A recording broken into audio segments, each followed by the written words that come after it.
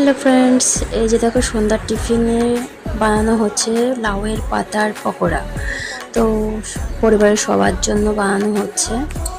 বাবুসোনাও খুব ভালোবাসে খেতে, তাই সবার জন্য বানানো হচ্ছে লাউয়ের পাতা পকোড়া। আমাদের গাছ ছিল, তাই কচি পাতা দেখে নিয়ে আগে তুলে রেখেছিলাম, তুলে একটু জলের মধ্যে ভিজিয়ে রেখেছিলাম যাতে পোকাগুলো চলে যায়। তো সন্ধ্যা হওয়ার সাথে সাথেই আমাদের পকোড়া তৈরি করা হয়ে যাচ্ছে। আর বাবু খেয়ে কি বলছে শুনতে থাকো। খেয়ে বল কেমন হয়েছে।